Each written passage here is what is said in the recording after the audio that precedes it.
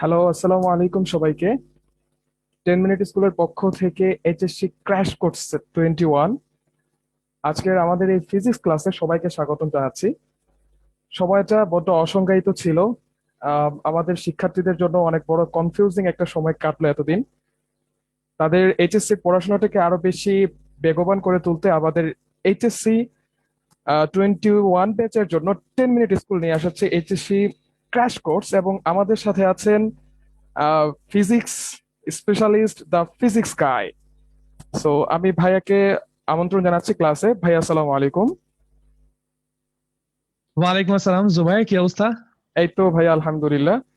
আমরা আজকে আলহামদুলিল্লাহ। ফিজিক্সের প্রথম ক্লাস শুরু করতে যাচ্ছি এবং আশা করছি ফিজিক্স ডিপার্টমেন্ট হিট করবে একটা, এবং আমাদের আগামী দিনের পথযাত্রা অবশ্যই ইনশাল্লাহ ভালো হবে। তো ভাই, আপনি ক্লাস শুরু করতে পারেন। সবাইকে ও- স্বাগতম জানাচ্ছি, এবং তোমরা লাইভটা তোমাদের যারা বন্ধুরা রয়েছে তাদেরকে মেনশন করে দিতে পারো, এবং ক্লাসের মধ্যে সবাই ওকে, অ্যাটেন্টিভলি জয়েন করবে। ভাই, আপনি আপনার ক্লাস স্টার্ট করতে পারেন। চমৎকার। Thank you very much Zubair আমাকে ফ্লোর দেওয়ার জন্য। আর ভাইয়ারা যারা যারা ওয়েলকাম। এই মুহূর্তে আমাকে ওকে, আর ভাইয়া যারা যারা আমাকে লাইভ দেখছেন এই মুহূর্তে সবাইকে ওয়েলকাম আজকে আমাদের পদার্থবিজ্ঞানের প্রথম ক্লাসে। আশা করি সবাই ভালো আছেন এই মুহূর্তে। আমাকে দেখতে পাচ্ছেন, শুনতে পাচ্ছেন। আই হোপ আমাদের হচ্ছে গিয়ে কোনো রকম কোনো অডিও বা ভিডিও ঝামেলা নাই বা কোনো কিছু নিয়ে ঝামেলা নাই। যদি থাকে কমেন্ট করে জানান আমাকে, হচ্ছে গিয়ে আমি হচ্ছে গিয়ে সেগুলো সলভ করার চেষ্টা করব। আর শুরুতে হচ্ছে গিয়ে কিছু আমি দিক নির্দেশমূলক কথাবার্তা বলতে চাই আজকে ক্লাসটা নিয়ে, বা যতগুলো ফিজিক্স ক্লাস হবে সেই ক্লাসগুলোকে নিয়ে। ঠিক আছে, প্রথমত আমি রিকোয়েস্ট করবো আপনাদেরকে যে যারা যারা ক্লাসে বসছেন বা জয়েন করছেন, খাতা কলম ক্যালকুলেটর এই তিনটা জিনিস অবশ্যই সামনে রাখবেন। ঠিক আছে, তিনটা জিনিসের কথা বলছি, খাতা কলম ক্যালকুলেটর। কারণ যখন আমি ক্লাস করাবো, আমি আমি আপনাদের কাছ থেকে এক্সপেক্ট করবো আপনারা ক্লাসটা নোট করে নেবেন। যদিও আমরা আপনাদেরকে এই পিডিএফ ফাইলটা ক্লাস নোট বা লেকচার নোট হিসেবে দিয়ে দিব ইনশাল্লাহ ক্লাস শেষে, কিন্তু স্টিল ক্লাসে অ্যাক্টিভ থাকার জন্য, মনোযোগ ধরে রাখার জন্য এই জিনিসটা খুবই দরকার, খুবই প্রয়োজনীয়। ঠিক আছে। আচ্ছা, দ্বিতীয় কথা হচ্ছে, আমরা আজকে যেহেতু প্রথম ক্লাস আমাদের, যাত্রার প্রথম ক্লাস, সো আমি চাই না আজকে আপনাদেরকে ভয় পাইয়ে দিতে। সো একটু স্লোতে যাব, একটু বেসিক নিয়ে কথাবার্তা বলবো এবং খুব ডিটেইলসে ইন ডেপথ আলোচনা করব যেই টপিকটাতেই থাকবো না কেন। সো তাতে করে অনেকের জন্য হয়তো বা বোরিং লাগতে পারে, বিকজ অনেকেই অনেক অ্যাডভান্স পড়াশোনা করে ফেলেছেন অলরেডি। কিন্তু আমি আপনাদেরকে রিকোয়েস্ট করে বলবো একটু ধৈর্য সহকারে অপেক্ষা করতে, বিকজ আমরা আমাদের লাইভে যখন সিলেবাস নিয়ে আমি এবং অপার এসে আলোচনা করেছিলাম, বলেছিলাম আমি আপনাদেরকে, আমরা আপনাদেরকে একদম বেসিক থেকে অ্যাডভান্স, জিরো থেকে হিরোতে নিয়ে চলে যাব, তাই না? সো দ্যাটস ওয়াই আমাদেরকে ওইটুকু ব্রিদিং স্পেস আপনাদেরকে একটু কষ্ট করে দিতে হবে। ঠিক আছে। তো অনেকেই আমাকে বলছেন যে আপনারা খাতা কলম নিয়ে অলরেডি চলে এসেছেন। সো সবার কমেন্ট তো ভাই আসলে পড়া যাবে না, সবার কমেন্ট পড়তে গেলে আমি ক্লাস নিতে পারবো না। ঠিক আছে। সো দিস ইজ ভাই, আমি আপনাদেরকে রিকোয়েস্ট করে বলবো যে কমেন্ট একটু কম করতে। ঠিক আছে, নিজেদেরকে নিজেদের উপস্থিতি জানান, অবশ্যই প্রবলেম অবশ্যই অবশ্যই জানাবেন, কিন্তু এর বাইরে যদি কমেন্ট করতে যান, আমাদের সাথে যতজন এখন দেখছেন, 4.1 কে পিপল আমার সাথে এই মুহূর্তে লাইভে আছেন, ওনারা কিন্তু হচ্ছে গিয়ে দেখা যাবে যে আমার ক্লাস করবেন নাকি আপনাদের কমেন্ট পড়বেন, এই দোটানার মধ্যে পড়ে যেতে পারেন। সো আমি বলবো আপনাদেরকে রিকোয়েস্ট করে বলবো স্প্যামিংটা একটু কম করতে, কমেন্ট বক্সে অ্যাক্টিভ থাকবো শুধুমাত্র আমাদের প্রবলেম জানার জন্য, যে ভাইয়া এই জিনিসটা বুঝি নাই, ভাই এই জিনিসটা আবার বলেন, এই জিনিসগুলো আমরা অবশ্যই কমেন্ট একসেপ্ট করবো। বাট আদার দেন দ্যাট আপনাদের নিজেদের সাথে আমি বলছি যে ভাইয়া কমেন্ট একটু কম করবেন। ঠিক আছে, তাতে করে যেটা হবে আমাদের জন্য সুবিধা হবে, আপনাদের জন্য সুবিধা হবে, যে ঠিক আছে বাকিরা যারা যারা আছে সবাই ঠিক মতো ক্লাসে ফোকাস করতে হবে। ঠিক আছে, আমার ক্লাস আমি কি বলছি, কোনটার পরে কি বলছি, সেটা আসলে আপনাদের জন্য আমি মনে করি বা আমরা সবাই মনে করি এই মুহূর্তে শোনাটা অনেক বেশি ইম্পর্টেন্ট। ঠিক আছে, সো একটু কষ্ট করে এই জিনিসটা আমাকে জানাবেন যে হচ্ছে গিয়ে আপনারা কমেন্ট কম করতে রাজি আছেন কিনা। এবং অনেকে দেখছি যে হচ্ছে গিয়ে এর আগের ক্লাসে আরমান একটু আগে ক্লাস নিচ্ছিল, আমি দেখলাম যে আরমানের ক্লাসে অনেকেই অনেক রকম কথা বলছেন। ঠিক আছে, অনেক রকম মতামত অনেকের আছে। আপনাদেরকে একটা জিনিস বুঝতে হবে ভাইয়া, যেহেতু সময় আগাচ্ছে, সময়ের সাথে সাথে টেকনোলজি আগায় যাচ্ছে, আমরা ডিজিটাল বাংলাদেশের দিকে আগাচ্ছি। সো আমাদেরকে কিন্তু টেকনোলজিকে এমব্রেস করতে হবে। আমরা যদি এখনো সেই 2015 2010 সালের মতো করে ক্লাস নেওয়ার চিন্তা করি, সেটা কিন্তু আসলে খুব একটা আমাদের জন্য সমীচীন হবে না, তাই না? আমাদেরকে সবসময় কি করতে হবে, যেভাবে আমরা মানে সময় আগাচ্ছে, টেকনোলজি আগাচ্ছে, সেই সাথে সাথে আমরা কিন্তু প্রোগ্রেস যেন করতে পারি। তো দিস ইজ ভাই আমাদের ক্লাসের হচ্ছে গিয়ে ডেপথ গুলোকে আমরা এমন ভাবে সাজাচ্ছি যাতে করে আপনাদের জন্য সুবিধা হয় টেকনোলজি ইউজ করে। তো আমাদের সাথে একটু ধৈর্য সহকারে আপনাদের থাকতে হবে। ঠিক আছে, আর প্লিজ আমি আবারও বলছি যে কমেন্ট সেকশনে একটু কম অ্যাক্টিভ থাকবো।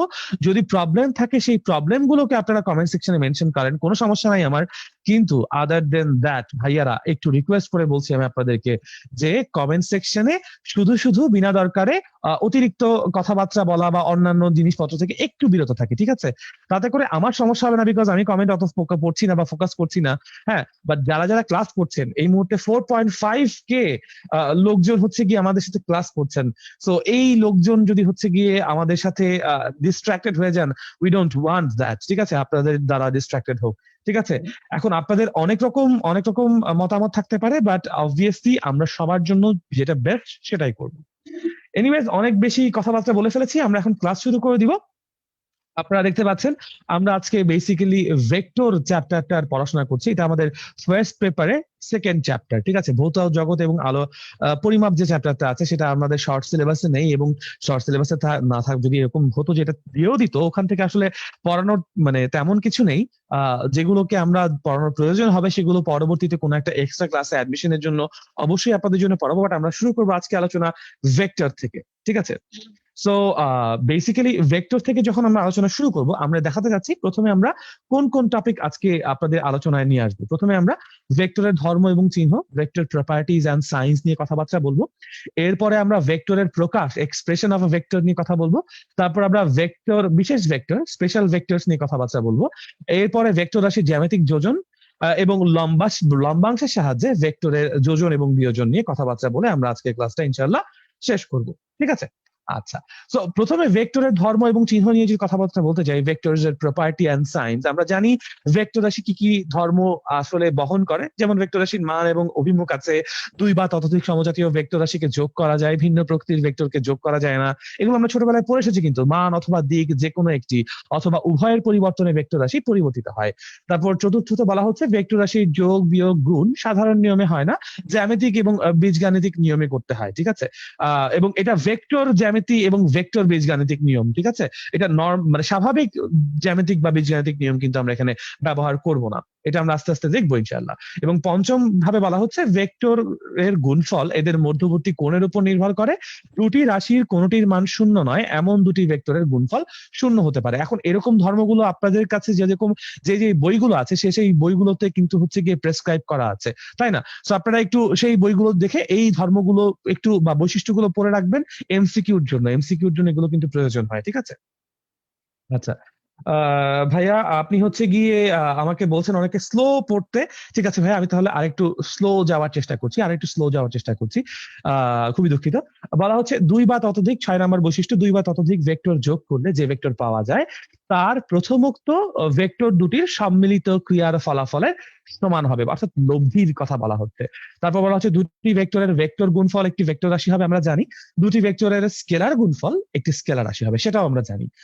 কোন ভেক্টর রাশি এবং তার মানের অনুপাত দ্বারা ভেক্টরটির দিক নির্দেশিত হয়।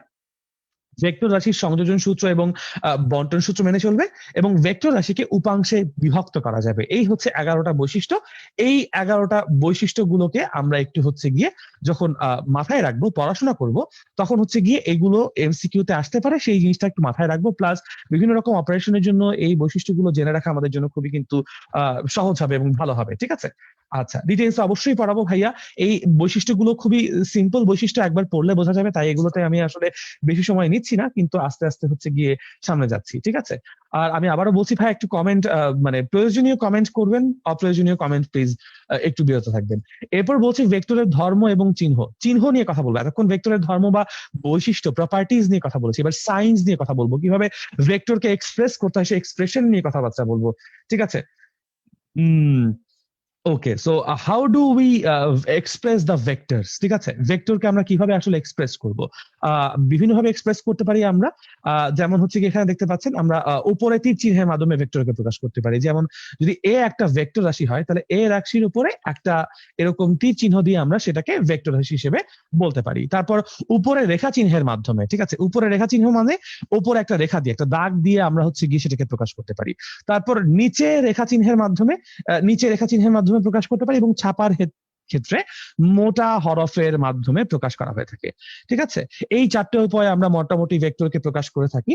কিন্তু হচ্ছে গিয়ে আমরা সাধারণত ওপরের তীর চিহ্নের মাধ্যমে এই প্রকাশটাই ব্যবহার করে থাকবো। ঠিক আছে, আজকের ক্লাস বা ভেক্টরের সমস্ত ক্লাসগুলোতে আমরা এই উপরের তীর চিহ্নের মাধ্যমে ভেক্টরের প্রকাশটাকে নিয়ে চিন্তা করব।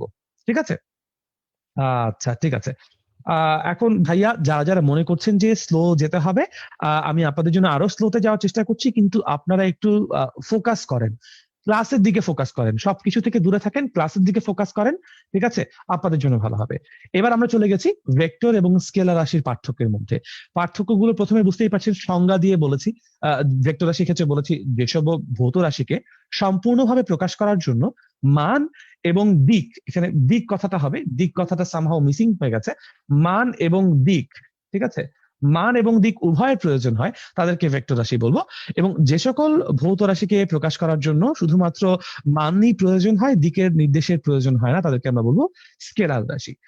ভেক্টর রাশির পরিবর্তন সম্পর্কে বলা হয়েছে যে শুধুমাত্র মান অথবা দিক অথবা উভয়ের পরিবর্তন হলে ভেক্টর রাশি পরিবর্তিত হবে, শুধুমাত্র মানের পরিবর্তন হলে স্কেলার রাশির পরিবর্তন হবে, কারণ স্কেলার রাশির ক্ষেত্রে তো দিকের প্রয়োজনই হয় না। এরপর বলা হচ্ছে ভেক্টর রাশির যোগ বিয়োগ গুণ ইত্যাদি সাধারণ গাণিতিক নিয়মে হয় না, ভেক্টর বীজগণিতের নিয়ম অনুসারে করতে হবে, কিন্তু স্কেলার রাশির যোগ বিয়োগ গুণ ইত্যাদি আমরা সাধারণ গণিতের নিয়ম অনুযায়ী করতে পারবো। ঠিক আছে, আচ্ছা ভাইয়া, নোট যদি করতে না পারেন কোনো সমস্যা নাই, মানে যেগুলো স্লাইডে লেখা আছে সেইটুকুই নোট করার প্রয়োজন নাই, কারণ এই স্লাইডটা পেয়ে যাবেন। স্লাইডের বাইরে আমি যে কথাগুলো বলছি সেগুলো একটু নোট করার চেষ্টা করেন। ঠিক আছে, আচ্ছা। তারপর বলা হচ্ছে দুটি ভেক্টর রাশির মান এর মধ্যে কোনোটি মান শূন্য না হলেও তাদের গুণফল শূন্য হতে পারে। আবারও বলছি, দুটি ভেক্টর রাশির মধ্যে কোনোটির মান শূন্য না হলেও তাদের গুণফল শূন্য হতে পারে। দুটি স্কেলার রাশির গুণফল কখনো শূন্য হতে পারে না যদি অন্তত তাদের একটি মান শূন্য না হয়। তারপর বলা হচ্ছে ভেক্টর রাশি প্রকাশের জন্য তীর বা অন্যান্য চিহ্ন ব্যবহার করতে হয়, কিন্তু স্কেলার রাশি ব্যবহার করার জন্য আমার কোনো বিশেষ চিহ্ন ব্যবহার করা প্রয়োজন হয় না। এবং ফাইনালি বলা হচ্ছে দুটি ভেক্টর রাশির গুণফল গুণনের প্রকৃতির উপর নির্ভর করে, এবং একটি স্কেলার রাশি হতে পারে অথবা একটি ভেক্টর রাশি হতে পারে গুণফল, কিন্তু দুটি স্কেলার রাশির গুণফল সর্বদাই একটি স্কেলার রাশি হবে। এগুলো খুবই সিম্পল পার্থক্য, একবার পড়ে রাখবেন, এমসিকিউর জন্য আসতে পারে, আমাদের জ্ঞানমূলক বা অনুধাবনমূলকের জন্য আসতে পারে। ঠিক আছে, খুবই সিম্পল কথাবার্তা কিন্তু এখানে। ঠিক আছে, যা যা স্লাইডে নাই তা হচ্ছে গিয়ে আমরা কিন্তু ইনশাল্লাহ ইয়েতে পেয়ে যাবো, আপনাদের নোট করতে হবে। আর যা যা স্লাইডে আছে স্লাইডে তো পেয়েই যাবেন ইনশাআল্লাহ।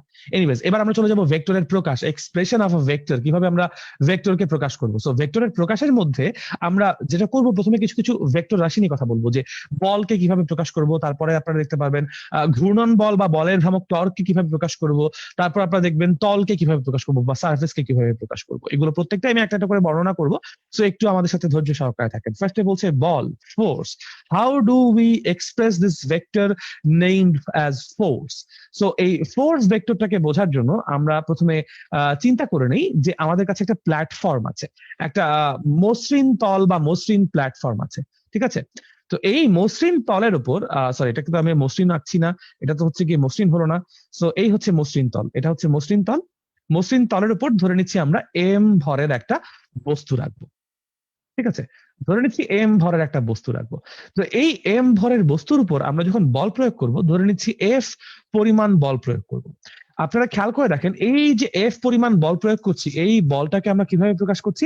একটা ধারক রেখার মাধ্যমে। ধারক রেখাকে আমরা ইংরেজিতে বলি সাপোর্ট অফ আ ভেক্টর। ধারক রেখার মাধ্যমে আমরা এই ভেক্টরটাকে প্রকাশ করছি।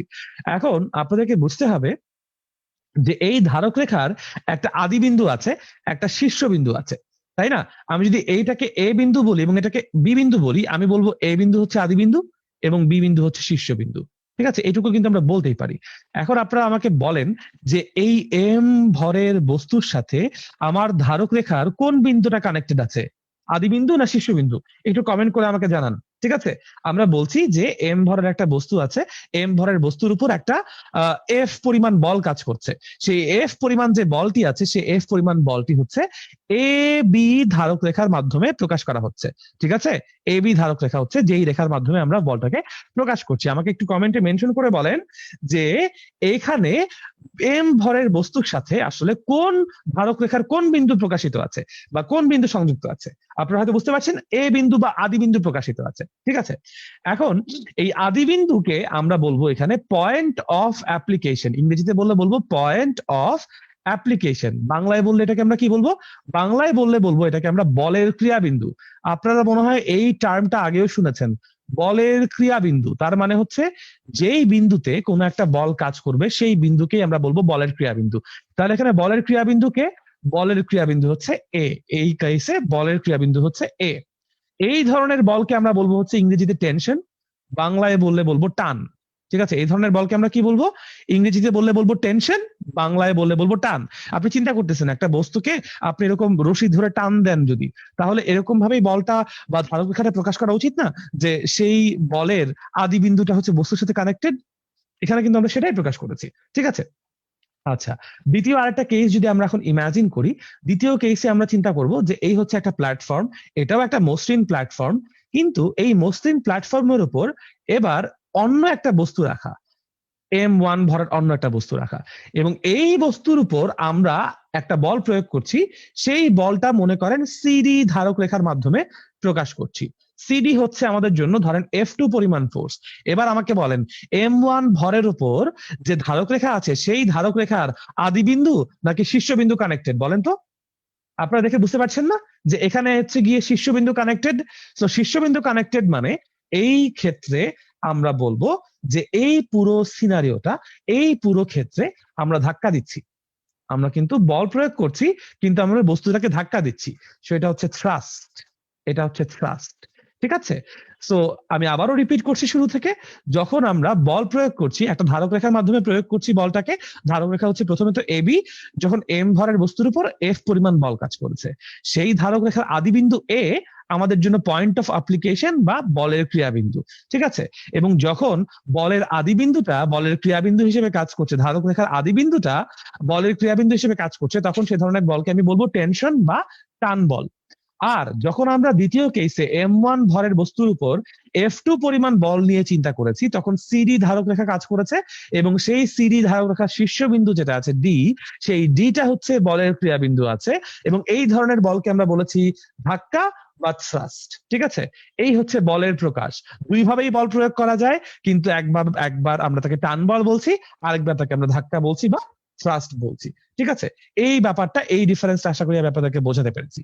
ওকে, তাহলে আমরা এখন পরবর্তী যে টপিকটা আছে সেখানে চলে যাবো। পরবর্তী টপিকে আমরা বলছি ঘূর্ণন বল নিয়ে কথাবার্তা বলছি। ঠিক আছে, ঘূর্ণন বল বা বলের ভ্রামক, টর্ক। এখন আপনারা আমাকে একটু কমেন্টে জানান যে আপনারা কারা কারা পেন ফাইট খেলছেন লাইফে, স্কুল কলেজে, আপনারা কারা কারা পেন ফাইট খেলছেন? কারণ পেন ফাইট যদি খেলে থাকেন তাহলে আপনাদের জন্য আমার টর্ক বোঝাতে অনেক সুবিধা হবে ইনশাল্লাহ। ঠিক আছে, আচ্ছা, আই উইল হচ্ছে গিয়ে I will obviously mention the English terms. ঠিক আছে, কোনো সমস্যা নাই, আমি ইংলিশ টার্ম গুলো কিন্তু মেনশন করে দিচ্ছি সবগুলোতেই। ঠিক আছে, I hope this helps you ইনশাল্লাহ। চমৎকার, অনেকেই বলছেন যে আপনাদের হচ্ছে গিয়ে পেন ফাইট খেলা হয়েছে, খুবই চমৎকার।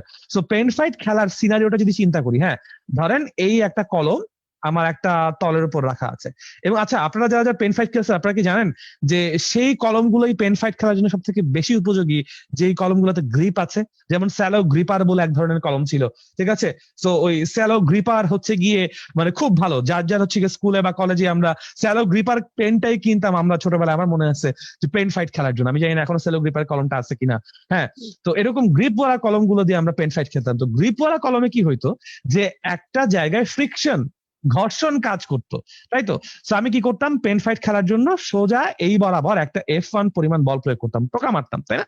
তো টোকাটা যখন মারছি তখন F1 পরিমাণ বল ক্রিয়েট হয়েছে এক বিন্দুতে, আর যেখানে আমাদের গ্রিপটা আছে সেই গ্রিপে গিয়ে আমার কি হয়েছে, ঘর্ষণ বল কাজ করেছে। ঘর্ষণ বল কি করেছে, কলমটাকে বাধা দিয়েছে, এবং ওই নিউটনের তৃতীয় সূত্র আমরা জানি না, প্রতিটা ক্রিয়ারই সমান এবং বিপরীত প্রতিক্রিয়া বল আছে, এটা নিউটনের তৃতীয় সূত্র আমরা পড়েছি, F1 equals to minus F2, every action has an equal and opposite reaction.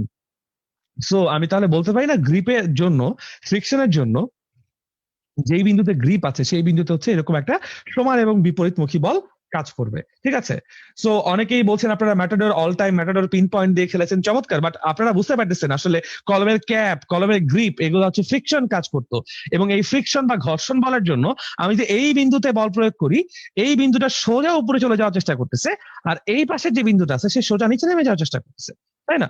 তো এভাবে করে যেটা হচ্ছে আপনারা খেয়াল করতেছেন, এই পুরা কলমটা ঘূর্ণন এর দিকে যাওয়ার চেষ্টা করতেছে, ঘুরে যাবে তখন। এবং এটাই হয়তো না, পেন ফাইটে আপনি এরকম টোকা মারছেন, কলমটা এরকম একটা রোটেশন ক্রিয়েট করে আশেপাশে সমস্ত কলমকে দূরে ফেলাই দিচ্ছে, তাই না? That is what the whole thing is about pen fight game. So ওটাই হচ্ছে গিয়ে আমরা এখানে চিন্তা করছি যে ওই পেন ফাইট খেলার সময় আমরা কি করেছি জানেন, আমরা টর্ক উৎপন্ন করেছি। এই যে বলের ভ্রামক, এই যে ঘূর্ণন বল বা টর্ক, আমরা টর্ক উৎপন্ন করেছি। আমরা কি উৎপন্ন করেছি? আমরা টর্ক উৎপন্ন করেছি। এখন একটা জিনিস চিন্তা করেন যে আপনারা আবার পেন ফাইট খেলার সিনারিওতে নিয়ে যাই, ধরেন এই বিন্দুতে আমাদের গ্রিপটা আছে। আপনি এই গ্রিপ থেকে যত দূরে বল প্রয়োগ করবেন, যত দূরে টোকা দিবেন, তত হচ্ছে গিয়ে বেশি ঘুরবে। আপনার মনে আছে যদি কেউ মাতব্বরি করে কলমের মাঝখানে টোকা দিত, পুরো কলম উড়ে চলে যেত ইয়া থেকে, টেবিল থেকে, সেটা কিন্তু খুব বেশি ঘুরতো না, উড়ে চলে যেত। যে হচ্ছে গিয়ে একদম ফাইনাল পয়েন্টে, শেষ পয়েন্টে, যত দূরে, মানে যেখানে গ্রিপটা আছে, যেখানে ফ্রিকশনটা আছে, সেই ফ্রিকশন থেকে যত দূরে আমি বল প্রয়োগ করতে পারবো, তত জোরে আমার হচ্ছে গিয়ে পুরা সিনারিওটা ঘুরতো, পুরা কলমটা ঘুরতো, রোটেশন হইতো, তাই না? সো ওই জিনিসটা, হ্যাঁ, দরজায় দরজায় সেম জিনিসটা আমরা অ্যাপ্লাই করতে পারি, দরজায় এই ঘটনাটা ঘটতে পারে। কিন্তু এই জিনিসটা আমরা দরজা থেকে আপাতত পেন ফাইট একটা উদাহরণ নিয়ে থাকি, অনেকগুলো উদাহরণ নিয়ে কথাবার্তা বলতে গেলে অনেকে হচ্ছে গিয়ে কনফিউজ হয়ে যেতে পারেন। তো যেটা বলছিলাম যে যত দূরে বল প্রয়োগ করছি তত দূরে আমার তত জোরে ঘোরাতে সুবিধা হচ্ছে। আবার শুধুমাত্র দূরে বল প্রয়োগ করছি, আস্তে টোকা মেরে দিছি, তাতেও হবে না, অনেক জোরে টোকা মারতাম, তাই না? মানে ওই একটা ব্যালেন্স করতাম যে কত দূরে এবং কত জোরে, কত দূরে এবং কত জোরে। পেন ফাইট খেলার মধ্যে আমরা দুটো জিনিস খেয়াল রাখতাম, একটা হচ্ছে কত দূরে টোকা মারবো, কত দূরে টোকা মারবো, এবং দ্বিতীয়ত বলতেছি যে কত জোরে টোকা মারবো। এই দুটো জিনিস খেয়াল রেখে আমরা হচ্ছে গিয়ে রোটেশন ক্রিয়েট করতাম, ঘূর্ণন ক্রিয়েট করতাম, তাই তো? আচ্ছা, তো যদি এই ঘূর্ণন ক্রিয়েটের কথা চিন্তা করি আমরা, তাহলে হচ্ছে গিয়ে টর্ক কিসের কিসের উপর নির্ভরশীল? দূরত্বের উপর নির্ভরশীল, এবং কত জোরে ফোর্স, সেই ফোর্সের উপর নির্ভরশীল। দিস ইজ ওয়াই আপনারা দেখবেন টাউ ইকুয়ালস টু বলা হয়েছে আর ক্রস এফ। এটা ক্রস গুণফল নিয়ে আমরা পরবর্তীতে আলোচনা করব, কিন্তু কেন আর আগে, কেন এফ পরে? কারণ আপনাকে আগে চিন্তা করতে হয় যে গ্রিপ থেকে কত দূরে বল প্রয়োগ করবেন, তারপর আপনি বলটা প্রয়োগ করবেন জোরে নাকি আস্তে। সো দিস ইজ বাই আর আগে এফ পরে, এবং এভাবে আমরা টর্ক বা টাউ নিয়ে কথাবার্তা বলছি। টাউ ইকুয়ালস টু হচ্ছে আর ক্রস এফ, ঠিক আছে? এটাই হচ্ছে বলের ঘূর্ণন বা ঘূর্ণন বল বা বলের ভ্রামক বা টর্কের জন্য আমার সমীকরণ। ওকে, সো এইভাবে আমরা প্রকাশ করছি। সো কিভাবে প্রকাশ করছি আমি যদি এবার চিত্র দিয়ে দেখিয়ে দিই, ঠিক আছে? চিত্রে আমরা বলেছি এই হচ্ছে গ্রিপ, গ্রিপের এই হচ্ছে পয়েন্ট, এটাকে বলছি গ্রিপিং পয়েন্ট, ঠিক আছে? এই গ্রিপিং পয়েন্ট, এইখানে গ্রিপটা লাগানো আছে, এটাকে গ্রিপিং পয়েন্ট, এটা আমাদের জন্য আর ইকুয়ালস টু 0।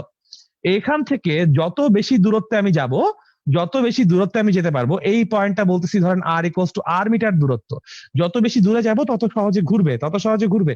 দরজা খোলার সময়ও খেয়াল করছেন, যত দূরে থেকে আপনি দরজার কবজায় টান দিবেন তত সহজে দরজা খুলতে পারবেন, যত দূরে গিয়ে টান দিবেন বা বল প্রয়োগ করবেন তত কিন্তু আসলে ঝামেলা হয়ে যাবে, ঠিক আছে? সো দিস ইজ বাই আমরা আগে দূরত্ব ফিক্স করছি এবং তারপর ফিক্স করছি কত জোরে বল প্রয়োগ করবো বা কত আস্তে বল প্রয়োগ করবো। এন্ড দ্যাট ইজ হাউ আমরা ঘূর্ণন বল বা বলের ভ্রামক নিয়ে আলোচনা করছি। Tau equals to r cross F, এটা নিয়ে আমরা নিউটন বলবিদ্যায় আরো ডিটেলস আলোচনা করব, বা যখন আমরা ক্রস গুণনে যাবো তখন আরো ডিটেলস আলোচনা করবো। But I hope this much helps you আর কি, ঠিক আছে? এখন খেলা শুরু করার দরকার নাই, ওকে, এখন খেলা শুরু করার দরকার নাই। এনিওয়েজ, আমাকে একটু জোবার ভাই আছেন, আমাকে একটু জানাবেন কেউ কোনো মানে প্রশ্ন করছে কিনা, বা আমি খুব বেশি স্লো যাচ্ছি কিনা, আরো পেস আপ করতে বলছি না কিনা কেউ? জি ভাইয়া, আমি আছি এবং সবার সেরকম কোনো প্রশ্ন করছে না আসলে। জি, টপিক রিলেটেড বা এটার উত্তর, আপনার উত্তর দেওয়ার মতো সেরকম কোনো প্রশ্ন আমি এখানে দেখতে পাচ্ছি না। চমৎকার। সেরকম আপাতত কোনো প্রশ্ন নেই। বা কোনো ফিডব্যাক? ফিডব্যাক আপাতত নেই, আলহামদুলিল্লাহ। আপনি ক্লাস চমৎকার, চালাতে তাহলে পারেন, আমি কন্টিনিউ করি আমার কন্টিনিউ মতো করে। করুন। ওকে, নাইস, থ্যাংক ইউ ভাইয়া, থ্যাংক ইউ। চলেন তাহলে আমরা আবার হচ্ছে কি এখান থেকে পিক আপ করি। এবার যাবো আমরা তল ভেক্টর। তল ভেক্টর কি জিনিস, সারফেস ভেক্টর কি জিনিস? সবসময় আমরা শুনে এসেছি তল হচ্ছে গিয়ে স্কেলার আসে এক্স ইন্টু ওয়াই, তাহলে এখানে আমরা ভেক্টর কেন পড়তেছি? আপনারা হয়তো অনেকে বইয়ে পড়ছেন তল ভেক্টর, আপনারা হয়তো অনেকে ম্যাগনেটিজম পড়তে গিয়েও দেখছেন যে তল ভেক্টর, তলের উপর লম্ব ওয়েতে চিন্তা করতে হচ্ছে। তো লম্বটা কেন হচ্ছে? তো আপনারা চিন্তা করেন যে আমি যে কলম নিয়ে লিখতেছি, আমি তো হাতে এখন গ্রাফিক ট্যাবে লিখতেছি, কিন্তু আমি এই যে কলম দিয়ে লিখতেছি, কলম দিয়ে কিন্তু আমার গ্রাফিক ট্যাবের উপর যখন আমি পারপেন্ডিকুলারলি হিট করতেছি তখন কিন্তু হচ্ছে গিয়ে এই দাগটা পড়তেছে, তাছাড়া কিন্তু দাগটা পড়তেছে না। এটা একটা এক্সাম্পল দিলাম। দ্বিতীয় এক্সাম্পল চিন্তা করেন যে আপনি দেয়াল রং করবেন বা পেইন্ট করবেন, আপনার পেইন্ট ব্রাশটা কিন্তু সেই তলের উপর লম্বভাবে চালাতে হবে, তাছাড়া কিন্তু আপনার পেইন্টিং হবে না, ওখানে পেইন্ট পড়বে না। ঠিক আছে? আপনি মনে করেন কোনো কারণে ধরে নিচ্ছেন যে আপনি হচ্ছে গিয়ে ধরেন কিছু কাটতে যাবেন, কোনো একটা কিছু কেটে দুভাগ করবেন। সো যেই তলের উপর আপনি ছুরিটা চালাবেন সেই তলের উপর লম্ব হবে না চালালে কিন্তু আসলে কখনোই সেই তলের উপর আপনি ইমপ্রেসিস করতে পারবেন না, ইম্প্যাক্ট ফেলতে পারবেন না। সো অলওয়েজ এই জন্য মাথায় রাখবেন যে তল একটা ভেক্টর আছে। যেমন আপনি একটা জিনিস দেখেন, আমার হাতের তালু দেখতে পাচ্ছেন আপনারা, কিন্তু আমার হাতের দুইটা তল আছে, একটা হচ্ছে এই যে উল্টা পিঠ আর একটা হচ্ছে তালু। আপনি আমার হাতের তালু কখন দেখতে পাচ্ছেন? যখন আমার হাতের তালু থেকে আলোক রশ্মি লম্বভাবে আপনার চোখে গিয়ে পড়তেছে, তখনই কেবলমাত্র আপনি আমার হাতের তালু দেখতে পাচ্ছেন, আপনি কিন্তু অপর পিঠ দেখতে পাচ্ছেন না। আমি যখন অপর পিঠ আপনার সামনে ঘুরাই দিব, যখন আপনি দেখবেন, তখন আপনি আমার অপর পিঠ কেন দেখতে পাচ্ছেন? বিকজ আমার অপর পিঠ থেকে আলোটা আপনার চোখে লম্বভাবে যাচ্ছে, দ্যাট ইজ ওয়াই আপনি আমার অপর পিঠে দেখতে পাচ্ছেন, তাছাড়া কিন্তু আপনি দেখতে পাবেন না। So this is what it is, যে তলের ভেক্টরটা সবসময় কি?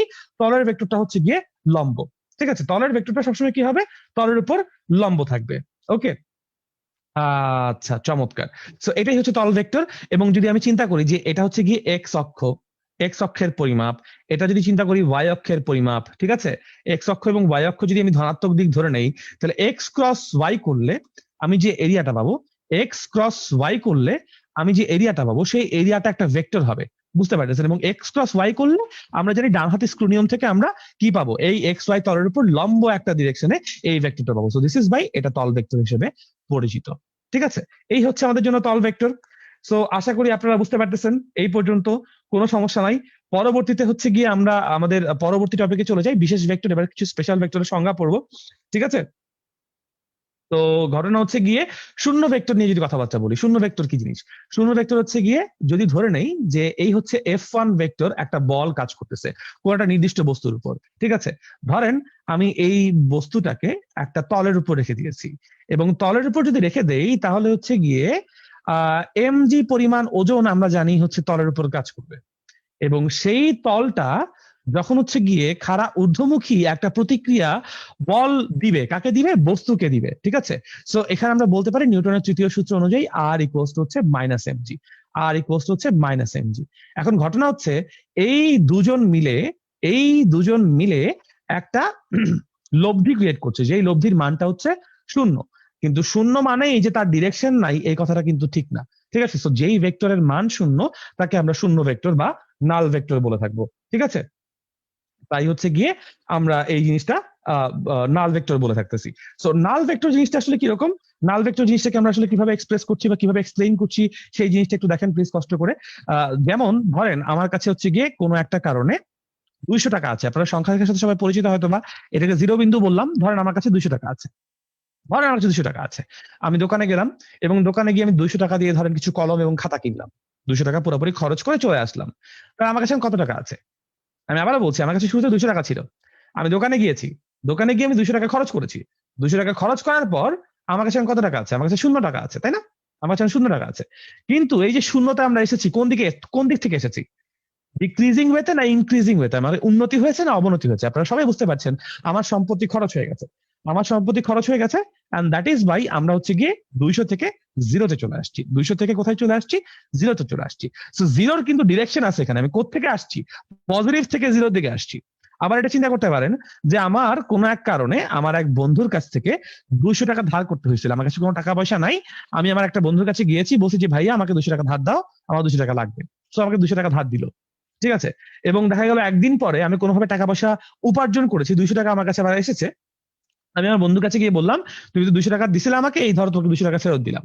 ঠিক আছে, So, আমি ধার অবস্থা থেকে যখন তাকে 200 টাকা ফেরত দিয়ে আবার জিরোতে চলে আসলাম, তখন কিন্তু আবার উন্নতি হয়েছে, মাইনাসের দিক থেকে আমরা জিরোতে এসেছি।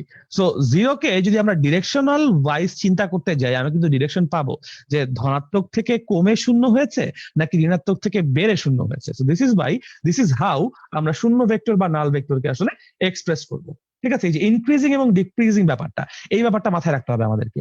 আপনারা হয়তো বা ইয়ে করছেন, লিমিটে পড়েছেন এই ব্যাপারগুলো, হ্যাঁ তাই না? রাইট হ্যান্ড লিমিট এবং লেফট হ্যান্ড লিমিট।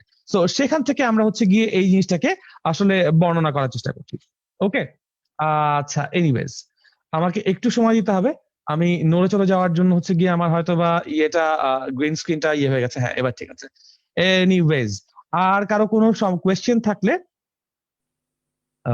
আচ্ছা, কমেন্ট অনেকেই পড়তে কমেন্ট হবে। করতেছেন, অনেকেই কমেন্ট জি জি ভাইয়া, করতেছেন। অপর ভাইয়া কমেন্ট করছেন যে ক্লাস পারফেক্ট চলছে, আলহামদুলিল্লাহ, থ্যাংক ইউ অপর ভাইয়া। আলহামদুলিল্লাহ। এবং অনেকেই বলছে যে একটু স্লো যাওয়ার জন্য, এবং ম্যাক্সিমাম অনেকে দেখলাম যে আবার কমেন্ট করেছে বিশেষ করে একটু তল ভেক্টরটা আরেকবার রিপিট করার জন্য বলতেছে অনেকেই। সো যদি তল ভাইয়া সম্ভব ভেক্টরটা, হয়। জি। হম হম। আচ্ছা, এখানে সবার জন্য আমি একটু বলে নেই যে তল ভেক্টরটা হচ্ছে গিয়ে যখন আমরা ক্রস গুণন করব, আজকে ক্লাসে যদি করতে পারি তো করলাম, নেক্সট ক্লাসে যখনই আমরা তল ভেক্টর ক্রস গুণন করব, ক্রস গুণনের মধ্যে আমরা তল ভেক্টরটাকে আরো মানে সহজে এবং সিম্পলি বুঝাই দিব। ঠিক আছে, আজকে জাস্ট তো ওই যে এক্সপ্রেশন বোঝানোর জন্য আর কি। বাট হ্যাঁ, তল ভেক্টর সম্পর্কে যদি এতটুকু বলি যে হচ্ছে গিয়ে তল vector is always perpendicular to the surface. তল ভেক্টর হচ্ছে সবসময় সেই তলের উপর লম্ব। যেই তল নিয়ে কথাবার্তা আমরা বলছি সেই তলের উপর সবসময় লম্ব। ঠিক আছে, ধরেন এই হচ্ছে গিয়ে আমি যেই তল নিয়ে কথা বলতেছি, আপনি এই তলের কোন পার্টটা দেখবেন, এই তলের কোন পার্টটা দেখবেন, কোন তলটা দেখবেন। ওপরে একটা তল আছে এবং নিচেও কিন্তু একটা তল আছে, তাই না? এই ব্যাপারটা আমাদেরকে বুঝতে হবে যে নিচেও তল আছে, ও উল্টা সাইডেও কিন্তু আমি একটা তার সারফেস দেখবো। সো কোন সারফেসটা আমার চোখে আসবে, যেই সারফেস থেকে লাইট আলো লম্বভাবে আমার চোখে আসবে, সেই তলটাকেই আমি দেখবো, সেই তলটাই আলোকিত হবে আমাদের জন্য। ঠিক আছে, সো এই পারপেন্ডিকুলার ডিরেকশনটা হচ্ছে সবসময় তল ভেক্টরের ডিরেকশন, এবং এটাকে আমরা ইনশাল্লাহ যখন ক্রস গুণফল ব্যাপারটা পড়বো, ক্রস গুণফলের মধ্যে হচ্ছে গিয়ে আমরা এই ব্যাপারটা আরো ভালো মতো ব্যাখ্যা করবো বা বোঝানোর চেষ্টা করবো ইনশাল্লাহ। ঠিক আছে। আচ্ছা, অনেকে বলছেন পিডিএফটা চাচ্ছে। অবশ্যই তোমরা হচ্ছে ওই ওয়েব অ্যাপের মধ্যে তোমরা পিডিএফ এর শিটটা অবশ্যই পেয়ে যাবা। অনেকেই কমেন্ট করছে আলহামদুলিল্লাহ, অ্যামেজিং ক্লাস। অনেকে বলছে এক্সাম্পল গুলো, ফাতেমা বলছেন এক্সাম্পল গুলো অসাম। হ্যাঁ ঠিক আছে, থ্যাংক ইউ ফাতেমা। আহ, এবং অনেকেই অপর ভাইয়া কমেন্ট করেছিলেন যে আমি কোন চ্যাপ্টারটা নিলে ভালো হবে। অপর ভাইয়া আর এই কমেন্টের রিপ্লাইয়ে ম্যাক্সিমাম বলেছেন যে সেমিকন্ডাক্টর। ইনশাল্লাহ আমরা অপর ভাইয়াকে সেমিকন্ডাক্টর ক্লাসে নিয়ে আসার চেষ্টা করব। সো তোমরা ক্লাসের আল্লাহ। মধ্যে ইন্টারেক্টিভ ক্লাস করার চেষ্টা করো, অপ্রয়োজনীয় কমেন্ট করবে না ইনশাল্লাহ।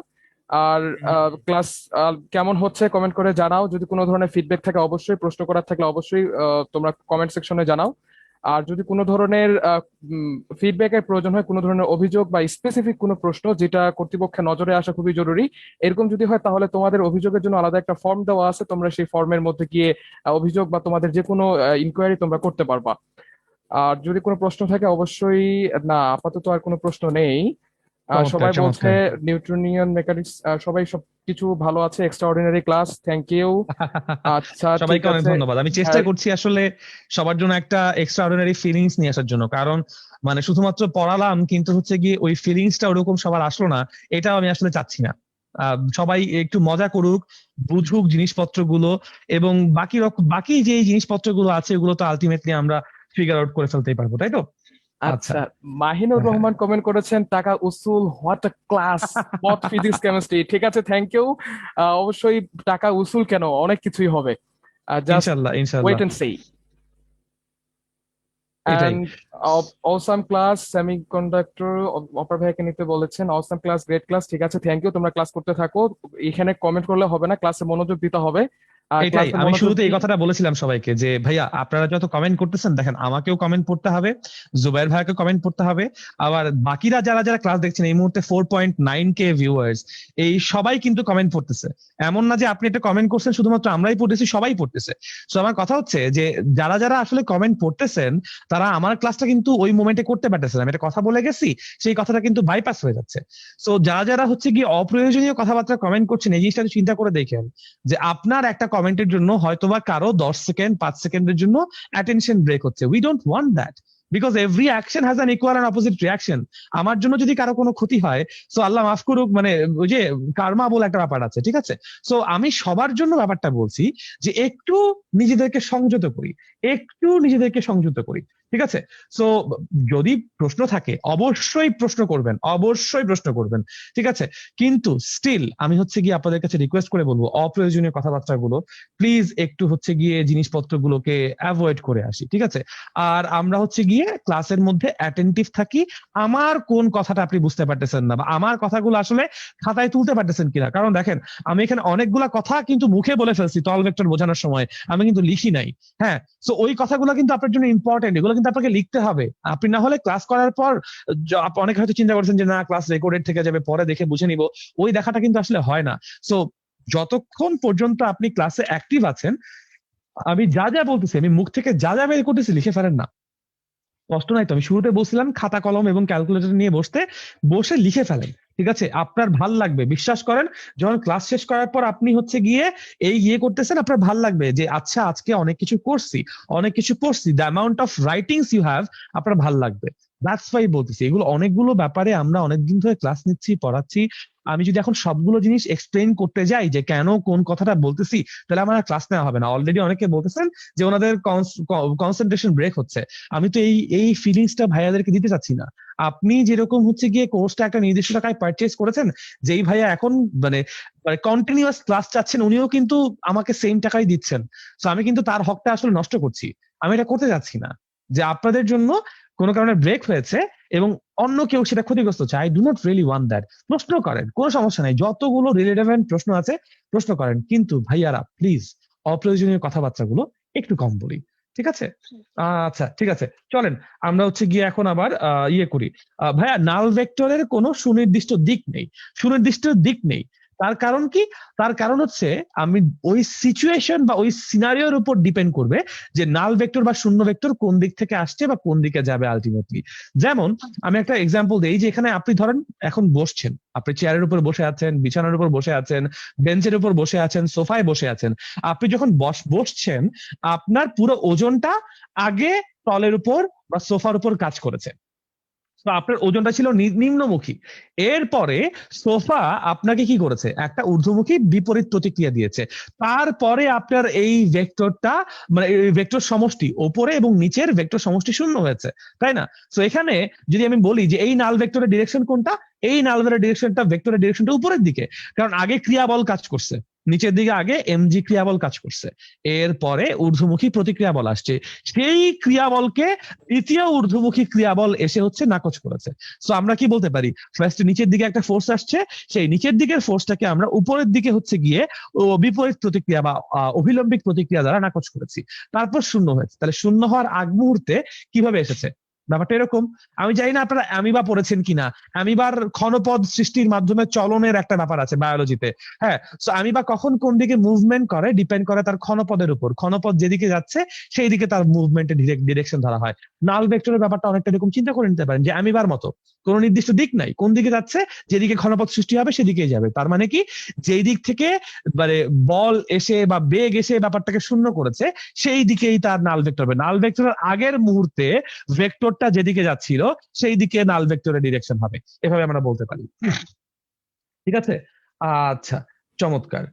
ভাইয়া, সিচুয়েশন বেস তো বললাম যে আপনি হচ্ছে গিয়ে চেয়ারের উপর বসেছেন, চেয়ারের উপর আপনার ওজন পড়েছে, আর চেয়ার আপনাকে একটা বিপরীত প্রতিক্রিয়া দিয়েছে। তো ওজনের জন্য নিচের দিকে বল ছিল, বিপরীত প্রতিক্রিয়া উপরের দিকে উঠে সেই বলটাকে নাকচ করেছে। তার মানে নাল ভেক্টর যেটা হবে, এই যে R plus M G equals to 0, এটা আসলে কোন দিকে? তাহলে এটা উপরের দিকে। Simple as that. ঠিক আছে?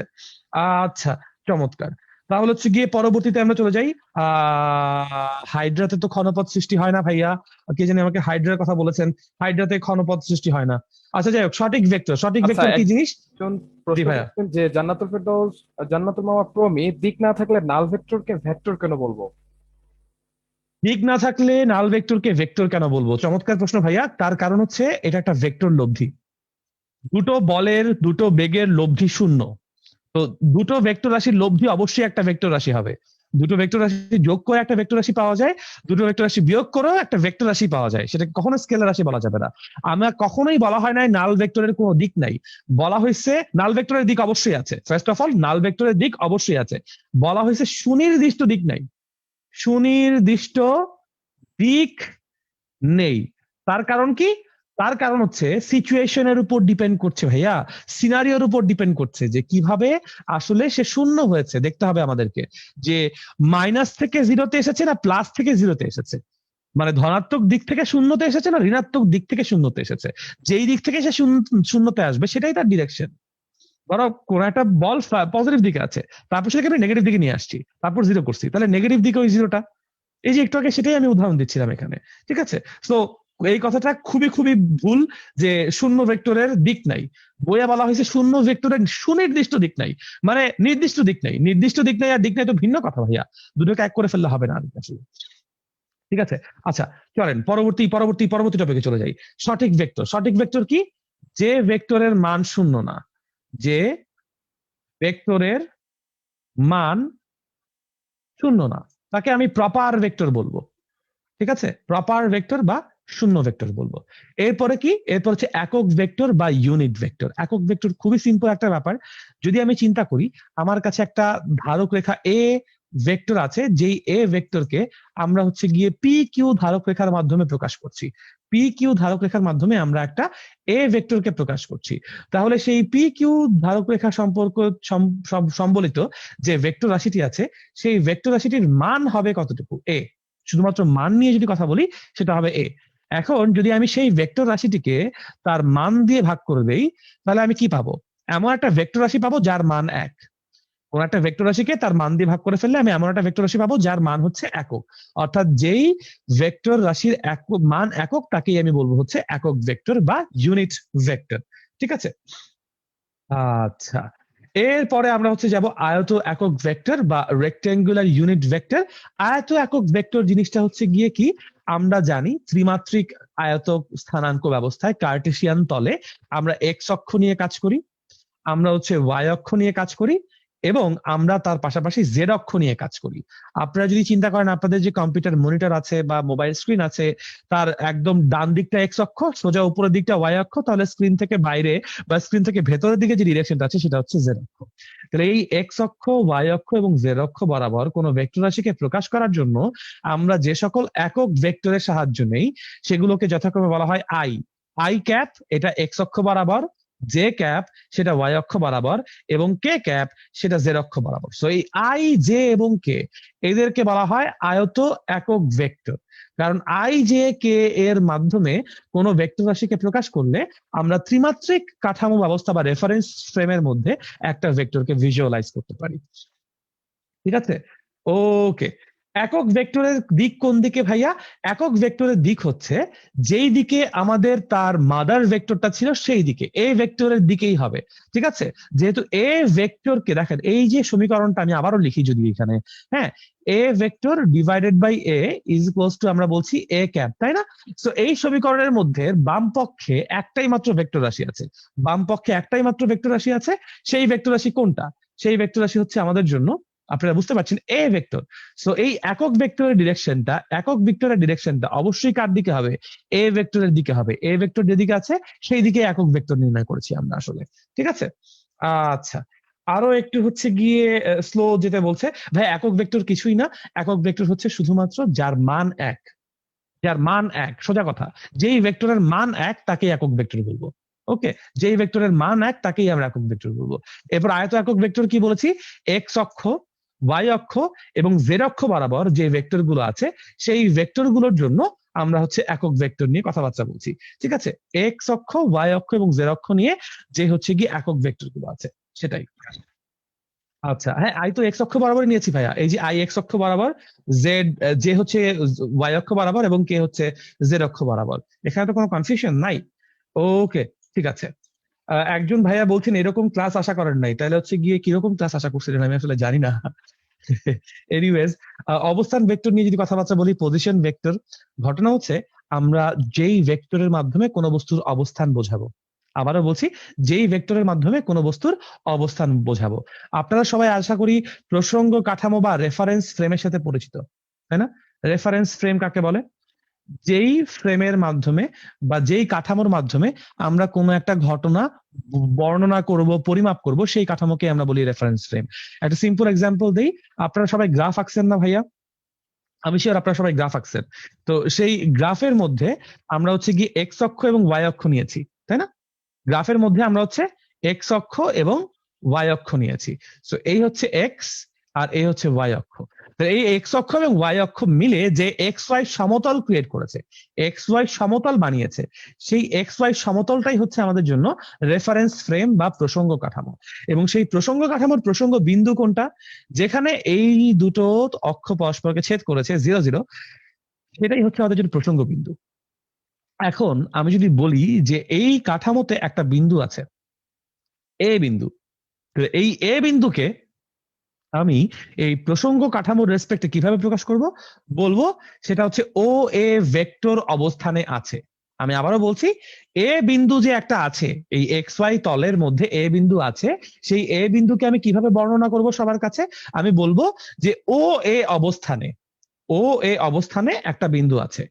আমাদের এই যে হচ্ছে গিয়ে অবস্থান বা প্রসঙ্গ কাঠামো এক্স ওয়াই সমতল, সেই এক্স ওয়াই সমতলে ও এই অবস্থানে একটা বিন্দু আছে। সো দিস ইজ হাউ আমরা হচ্ছে কি অবস্থান ভেক্টরকে প্রকাশ করছি। এই অবস্থান ভেক্টরকে আমরা অনেক সময় ব্যাসার্ধ ভেক্টর বলে থাকি। আপনারা কিন্তু কার্টেশিয়ান স্থানাঙ্ক ব্যবস্থা এবং পোলার স্থানাঙ্ক ব্যবস্থার মধ্যে ডিফারেন্স পড়েছেন, তাদের মধ্যে জিনিসপত্রগুলোকে পড়েছেন, ঠিক আছে? সো হচ্ছে গিয়ে সেই জিনিসপত্রগুলোকে আমরা হচ্ছে গিয়ে এভাবে কাজ করেছি যে এখানে বেসিক্যালি এই ব্যাসার্ধ ভেক্টরটাই হচ্ছে অবস্থান ভেক্টর হিসেবে, বা অবস্থান ভেক্টরকে আমরা বলবো ব্যাসার্ধ ভেক্টর, ঠিক আছে? পোলার স্থানাঙ্ক ব্যবস্থা অনুযায়ী আর কমা থিটা আকারে প্রকাশ করা হয় না? তো সেই আর কমা থিটার রেসপেক্টে আর যেটা, সেই আর কে আমরা বলেছি এখানে হচ্ছে গিয়ে অবস্থান ভেক্টর বা পজিশন ভেক্টর। এগুলো কিন্তু ভাইয়া বইয়ে আছে, বইয়ের সংজ্ঞাগুলো আছে।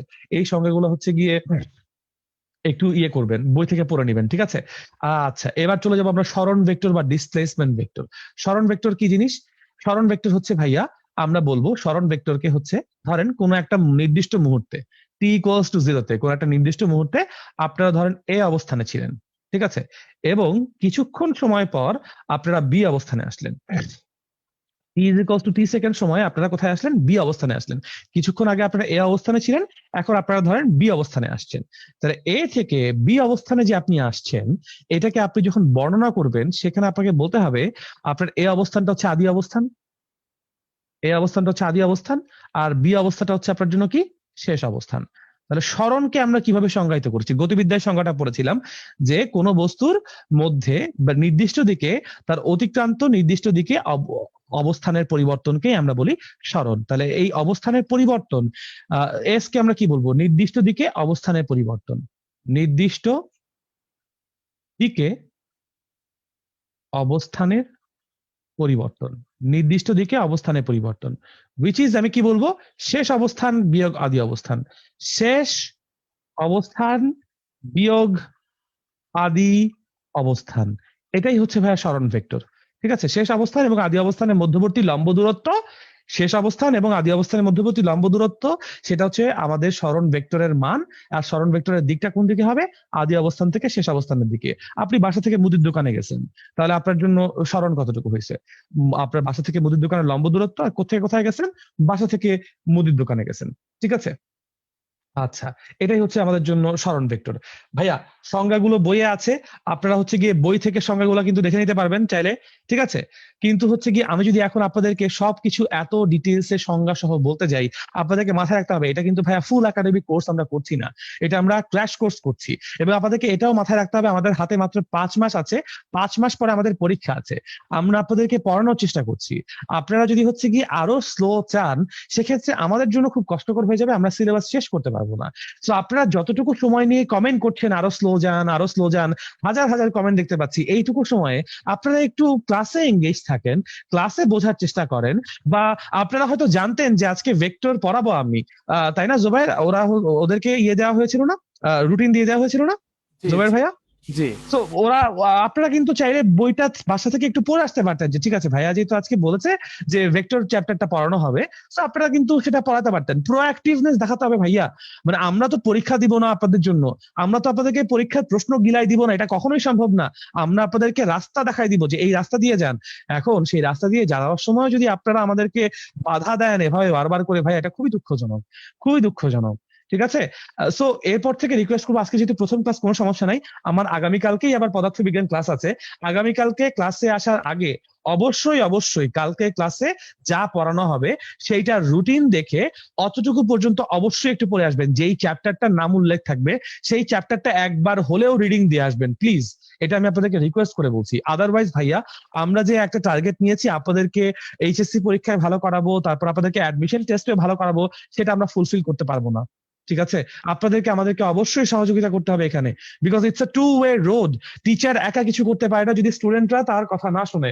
তো এই জন্য আপনাদেরকে কিছু বলতে হবে ভাইয়া, আপনাদেরকে সাহায্য করতে হবে প্লিজ। এই জিনিসটা হচ্ছে গিয়ে, অনেকেই কিন্তু বলছেন যে এভরিথিং ইজ পারফেক্ট, বেশ গুটি কিছু মানুষজন আমাকে বলছেন যে হচ্ছে কি পারফেক্ট, বাট ম্যাক্সিমাম বলছেন সবকিছু পারফেক্ট। সো আপনারা যারা মানিয়ে নিতে পারছেন না, আমার মনে হয় এটা আপনাদেরও ফল্ট না, আপনারা অনেকদিন ধরে বই ধরেননি, পড়তে বসতে পারেননি, কোনো সমস্যা নাই। এর পরের ক্লাস থেকে প্লিজ অবশ্যই বই নিয়ে আসবেন, বই পড়বেন, বই পড়ে আসবেন, ঠিক আছে? এবং ক্লাসের পাশাপাশি আমি যখন ক্লাস নিচ্ছি আপনি বই খুলেন না, এখন বই খুলেন, বই খুলে স্মরণ ভেক্টর দেখেন, আপনি তো বুঝতে পারবেন জিনিসপত্রগুলো, ছবিগুলো দেখলে বুঝতে পারবেন, ঠিক আছে? তো এই জিনিসগুলো একটু প্লিজ ভাইয়া সাহায্য করতে হবে, না হলে কিন্তু ভাইয়া আমি ক্লাস নেওয়ার প্রতি আকর্ষণ হারিয়ে ফেলতেছি, ঠিক আছে? এটা আমি চাই না। যে আমি আপনাদের খুবই এক্সাইটেড ছিলাম, ঠিক বিশ্বাস করেন, আমি খুবই এক্সাইটেড ছিলাম যে আমি এইচএসসি ক্র্যাশ কোর্সে এতগুলো বাচ্চা কাচ্চাকে পড়াবো, ঠিক আছে, এতগুলো বাচ্চা কাচ্চাকে দিক নির্দেশনা দিব, কিন্তু আপনারা যদি আমাকে সাহায্য না করেন ভাই, আমার খুবই খুবই মন খারাপ হয়ে যাবে। প্লিজ এইটুকু সাহায্য করেন একটু। পরবর্তী আমি টপিকে চলে যাই, অনেক কথাবার্তা বলতে হচ্ছে হ্যাঁ, আপনাদেরকে আমি। জি ভাইয়া বলেন না। কেউ কেউ কেউ প্রশ্ন করতেছে যে অবস্থান ভেক্টর আর ব্যাসার্ধ ভেক্টরের মধ্যে কোনো পার্থক্য আছে, যেমন না না না আহ, না, ভেক্টর এবং ব্যাসার্ধ ভেক্টরের মধ্যে কোনো পার্থক্য নাই, দুটো একই জিনিস, দুটোকে দুই নামে রাখা হয় ডিফারেন্ট ডিফারেন্ট সিনারিওতে, বাট দুটো একই জিনিস আলটিমেটলি।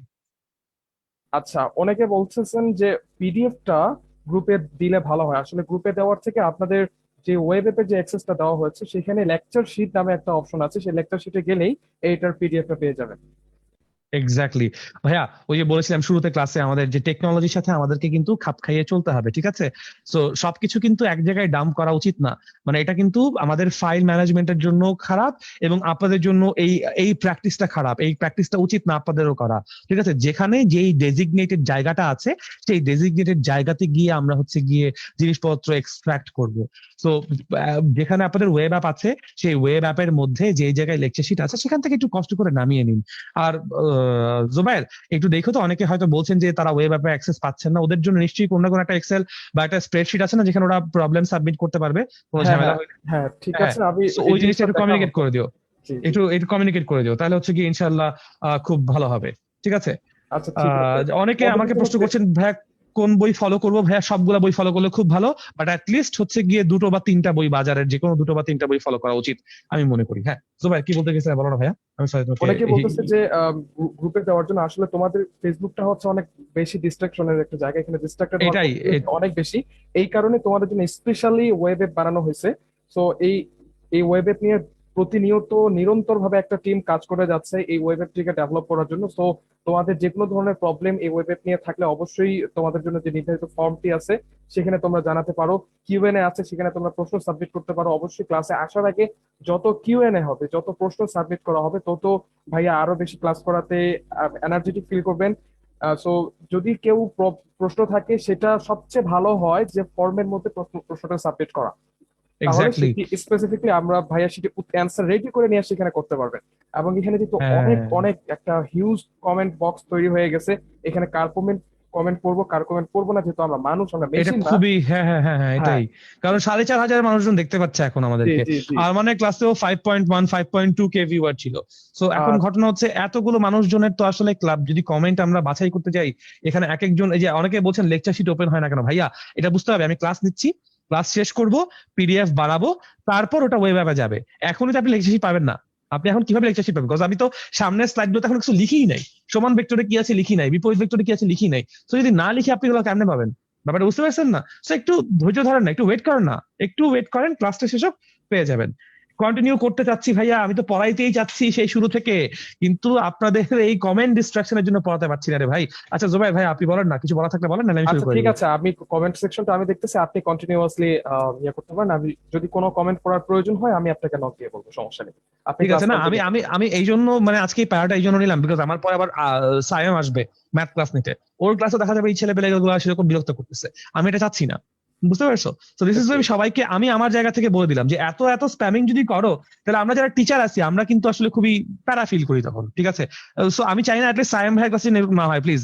সায়েম ভাই আমার খুবই আদরের একজন কলিগ, ঠিক আছে? অপারও আমার খুব আদরের কলিগ, বা ওই যে ইয়ে আরমান, তারপর মাসুদ স্যার আসবেন ইংরেজিতে, তারপর মুনজারিন আসবে, তারপর হচ্ছে গিয়ে আরো বেশ কিছু কোয়ালিফাইড টিচার আসবে। আমি চাই না, আমি আজকে সব প্যারা নিতে রাজি আছি, বাট আমার আর কোনো কলিগ, প্লিজ আমি আপনাদের কাছে রিকোয়েস্ট করে বলছি, অন্য কোনো কলিগি ক্লাসে এভাবে আপনারা স্প্যামিং করেন না, প্লিজ।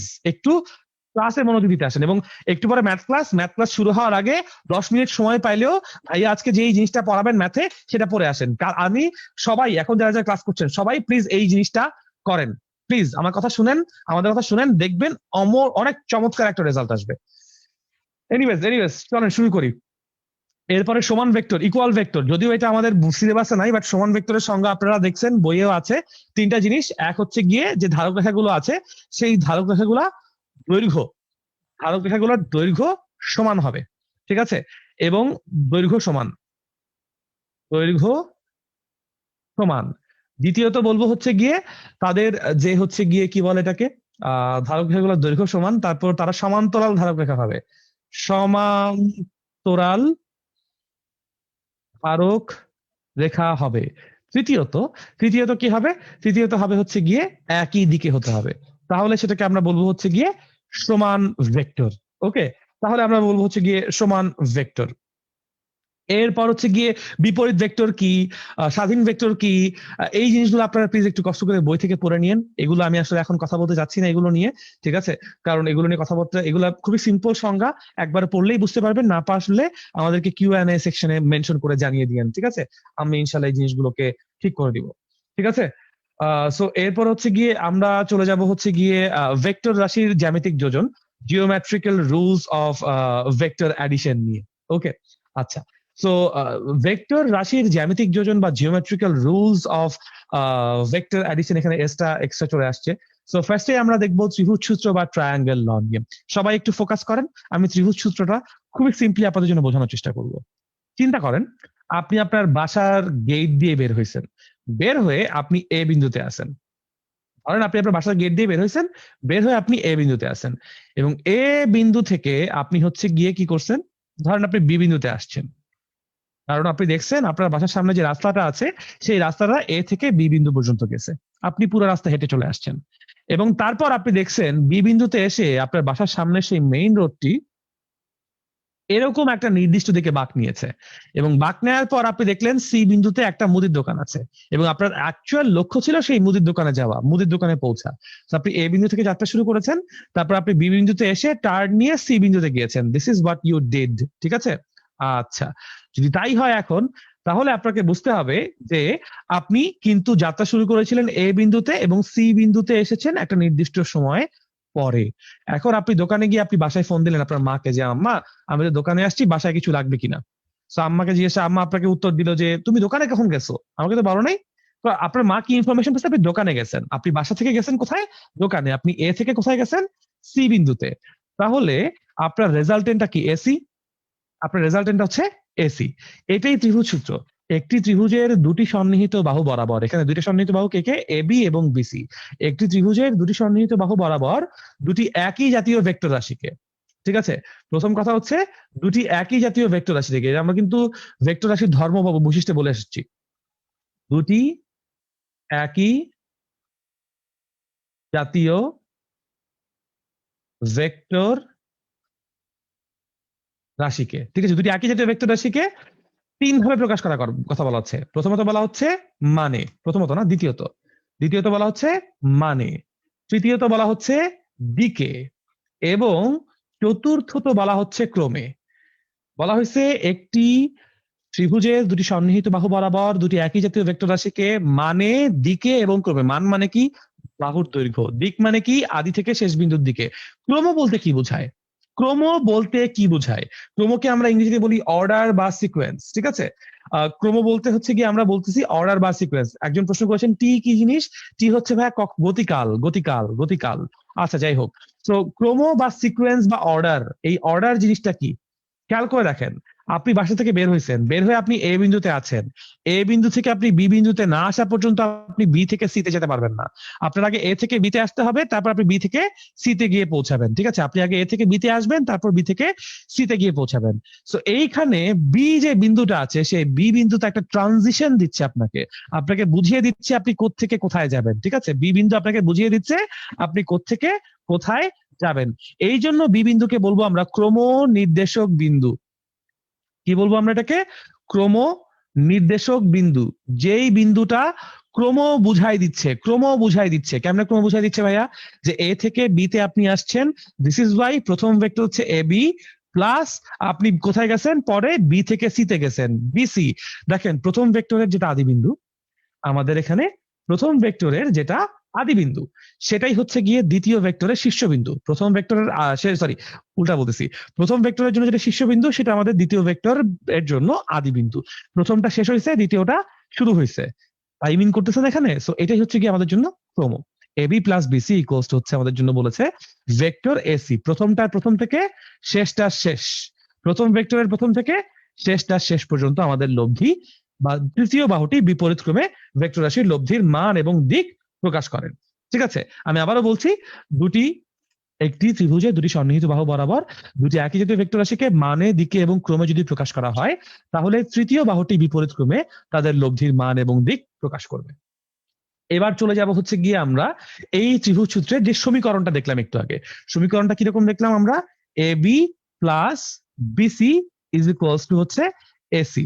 ঠিক আছে, এটা হচ্ছে আমাদের ত্রিভুজ সূত্রের জন্য সমীকরণ, এটা একটু মাথায় রাখতে হবে। ওকে, এবং মাথায় রাখবেন ত্রিভুজ সূত্র শুধুমাত্র দুটি ভেক্টরের লব্ধি দেয়, দুইয়ের অধিক ভেক্টরের লব্ধি কিন্তু ত্রিভুজ সূত্র দেয় না। তাহলে ত্রিভুজ সূত্র কি দিচ্ছে? মাত্র দুটি ভেক্টরের লব্ধি আমাদের কাছে হচ্ছে গিয়ে ইয়ে দিচ্ছে, ভেক্টরের লব্ধি দিচ্ছে। কে কে আমাদের উপাংশ? এখানে এবি হচ্ছে একটা উপাংশ এবং বিসি হচ্ছে অন্য একটি উপাংশ। আমি যদি এবি ভেক্টরকে বলি পি ভেক্টর, বিসি ভেক্টরকে যদি আমি বলি কিউ ভেক্টর, এবং লব্ধি রেজাল্টেন্ট যদি হয় আর ভেক্টর, ঠিক আছে, তাহলে আমরা বুঝতে পারছি, আমরা পাচ্ছি হচ্ছে গিয়ে p plus Q is equals to হচ্ছে আর। এখানে পি এবং কিউ এরা উপাংশ এবং আর হচ্ছে আমাদের জন্য এখানে লব্ধি বা রেজাল্টেন্ট। ঠিক আছে, আচ্ছা, চমৎকার। এরপরে হচ্ছে গিয়ে আমরা চলে যাব কোথায়? আমরা চলে যাব হচ্ছে বহুভুজ সূত্রে। কেন বহুভুজ সূত্র শিখতে হবে আমাদেরকে? কারণ হচ্ছে গিয়ে আমরা ত্রিভুজ সূত্রে কি দেখে এসেছি? ত্রিভুজ সূত্র দেখে এসেছি আমরা যে শুধুমাত্র দুটি ভেক্টরের লব্ধি, এখানে বলে এসেছি শুধুমাত্র দুটি ভেক্টরের লব্ধি ত্রিভুজ সূত্রে পাচ্ছি, কিন্তু বহুভুজ সূত্রে এসে আমরা দুই এর অধিক ভেক্টরের লব্ধি, দুই এর অধিক ভেক্টরের লব্ধি, দুই এর অধিক ভেক্টরের লব্ধি পাবো। কিভাবে পাবো? একটা এক্সাম্পল দেই। আপনি আপনার বাসা থেকে বের হয়েছেন, বের হয়ে প্রথমে আপনি এ থেকে বি পথে এসেছেন, প্রথমে আপনি এ থেকে বি পথে এসেছেন, তারপর আপনি বি থেকে সিতে গিয়েছেন, ঠিক আছে, তারপর আপনি বি থেকে সিতে গিয়েছেন, তারপর আপনি সি থেকে ধরেন ডিতে গিয়েছেন, ওকে, তারপর আপনি ধরেন ডি থেকে হচ্ছে গিয়ে ইতে গিয়েছেন, ডি থেকে হচ্ছে গিয়ে ধরেন ইতে গিয়েছেন। সো আপনি আলটিমেটলি কয়বার রাস্তা চেঞ্জ করেছেন? 4 বার। প্রথমে আপনি এ থেকে বিতে এসেছেন, তারপর বি থেকে সিতে এসেছেন, তারপর সি থেকে ডিতে এসেছেন, তারপর ডি থেকে ইতে এসেছেন। ফাইনালি আপনি তাহলে কোথেকে কোথায় গিয়েছেন? আপনি এ থেকে ইতে গিয়েছেন না? চিন্তা করে দেখেন, আপনি কিন্তু তাহলে ফাইনালি এ থেকে ইতে গিয়েছেন। ঠিক আছে, আচ্ছা, সো এই হচ্ছে গিয়ে আমাদের বহুভুজ সূত্র, বুঝছেন? সো এই বহুভুজ সূত্রটা কিভাবে এসেছে দেখেন। আমাদের প্রথম যে ভেক্টর, প্রথম ভেক্টর কোনটা? প্রথম ভেক্টর হচ্ছে এবি। প্রথম ভেক্টরটা শেষ যেখানে হয়েছে সেখান থেকে দ্বিতীয় ভেক্টরটা শুরু হয়েছে, দ্বিতীয় ভেক্টরটা যেখানে শেষ হয়েছে সেখান থেকে তৃতীয় ভেক্টর শুরু হয়েছে, তৃতীয় ভেক্টর যেখানে শেষ হয়েছে সেখান থেকে চতুর্থ ভেক্টর শুরু হয়েছে। এরকম করে চারটা ভেক্টরকে বসিয়ে প্রথমটার প্রথম থেকে শেষটার শেষ পর্যন্ত আমরা ভেক্টরের লব্ধি পাচ্ছি, এবং সেই ভেক্টরের লব্ধি হচ্ছে AB plus BC plus CD plus DE is equals to হচ্ছে এই। ঠিক আছে, এটাই হচ্ছে ভেক্টর যোগের বহুভুজ সূত্র। আরো ডিটেলসে আপনাদের টেক্সট বইগুলোতে আছে, একটু কষ্ট করে টেক্সট বইগুলো পড়বেন, এবং সেই টেক্সট বইগুলো পড়ে যদি কিছু বুঝতে না পারেন, আমাদের তো কিউএনএ তে আপনারা প্রশ্ন করতেই পারবেন। বাট বহুভুজ সূত্রে আসলে এর থেকে বেশি কিছু বলার নাই, কিন্তু এটুকু বুঝতে হবে ত্রিভুজ সূত্র থেকে বহুভুজ সূত্র আসার কারণ কি? ত্রিভুজ সূত্র শুধুমাত্র দুটি ভেক্টরের লব্ধি দিয়েছে, কিন্তু বহুভুজ সূত্র আমাদেরকে বলেছে যে দুইয়ের অধিক ভেক্টরের লব্ধি। কিন্তু এখানেও আমাদের তিনটা শর্ত অবশ্যই পালন করতে হয়, যে মানে, দিকে এবং ক্রমে বহুভুজের বাহুগুলো দ্বারা, মানে, দিকে এবং ক্রমে বহুভুজের বাহুগুলো দ্বারা আমরা আমাদের ভেক্টরের উপাংশগুলোকে বসিয়েছি, একটার পরে একটা, প্রথমটা যেখানে শেষ হবে দ্বিতীয়টা সেখান থেকে শুরু। ঠিক আছে, এখানেও কিন্তু ক্রম ব্যাপারটা আছে।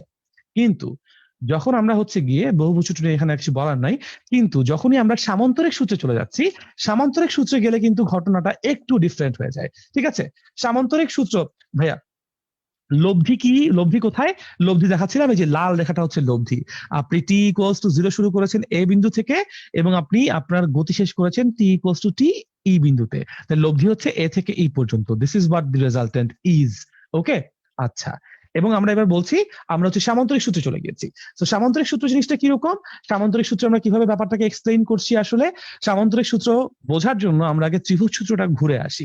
ঠিক আছে, ত্রিভুজ সূত্র অনুযায়ী আমরা বলেছি যে এই হচ্ছে গিয়ে, সরি, ত্রিভুজ সূত্র অনুযায়ী আমরা বলেছি এই হচ্ছে কি আমাদের একটা ভেক্টর, এটাকে ধরেন বললাম আমরা এবি ভেক্টর। ঠিক আছে, এবি ভেক্টরটা আসলে পি ভেক্টরকে নির্দেশ করছে, এবং আরো একটা ভেক্টর আছে আমাদের কাছে ধরেন বিসি ভেক্টর। এই বিসি ভেক্টর মনে করেন কিউ ভেক্টরকে নির্দেশ করছে। ঠিক আছে, এখন এদের লব্ধি কত? এদের লব্ধিতে আমি বুঝতেই পারছি বলবো এসি, এদের লব্ধি হচ্ছে এসি। এখন সবাই একটা জিনিস দেখেন, আমি এ বিন্দু থেকে বিসি এর এ বিন্দু থেকে বিসি এর সমান এবং সমান্তরাল একটা বাহু টান দিতে চাই। এ বিন্দু থেকে বিসি এর সমান এবং সমান্তরাল একটা বাহু টান দিতে চাই, এবং তারপর আমরা সি বিন্দু থেকে এ বি এর সমান এবং সমান্তরাল আরো একটা বাহু টান দিতে চাই। ঠিক আছে, আচ্ছা, এবং বলছি এই দুটো বাহু পরস্পরকে ডি বিন্দুতে ছেদ করেছে, অর্থাৎ এডি বাহুটা হচ্ছে গিয়ে কার সমান্তরাল? বিসি এর সমান্তরাল, এবং সিডি বাহুটা কার সমান্তরাল? এবি এর সমান্তরাল, এবং অবশ্যই এডি ইকুয়ালস টু বিসি বলেছি আমরা, অবশ্যই সিডি ইকুয়ালস টু এবি বলেছি।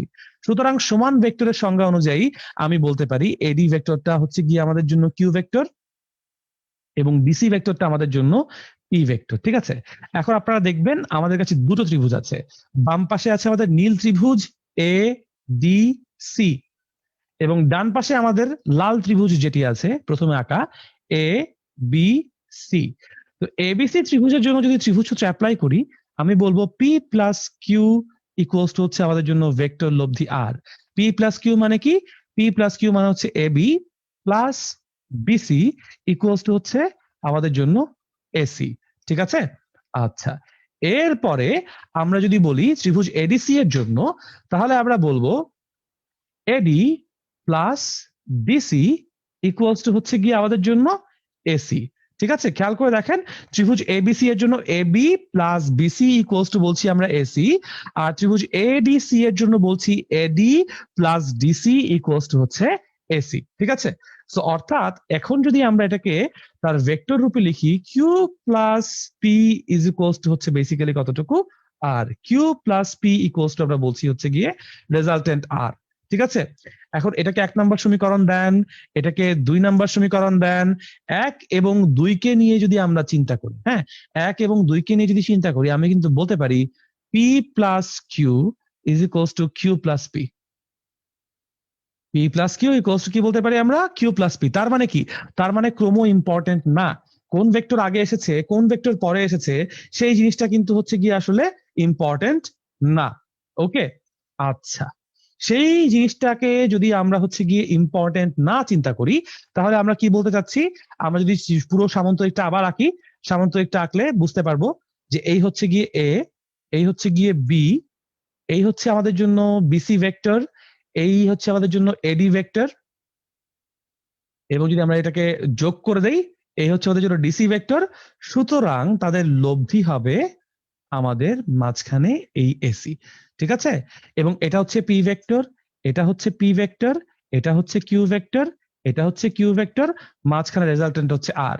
আমরা বলতে চাচ্ছি P plus Q vector equals to হচ্ছে রেজাল্টেন্ট আর। পি ভেক্টর মানে কি? পি ভেক্টর মানে হচ্ছে এবি, আর কিউ ভেক্টর মানে কি? কিউ ভেক্টর মানে হচ্ছে BC, which is equals to হচ্ছে রেজাল্টেন্ট আর, তাই তো? আচ্ছা, এই এই বিসি এর জায়গায় এবার আমরা বলবো AB plus AD equals to হচ্ছে আর, বিকজ এডি মানেও তো কিউ ভেক্টর, দেখতে পাচ্ছেন না? এডি মানেও হচ্ছে কিউ ভেক্টর। সুতরাং আমি বলতে চাচ্ছি এখানে দুটোই সমীকরণ আসবে, একটা হবে AB plus AD equals to আমি বলবো এসি, এবং দ্বিতীয়ত আমি বলবো DC plus BC equals to AC. এই দুটো সমীকরণ একটু দেখেন সবাই। ঠিক আছে, এই দুটো সমীকরণ একটু সবাই দেখেন।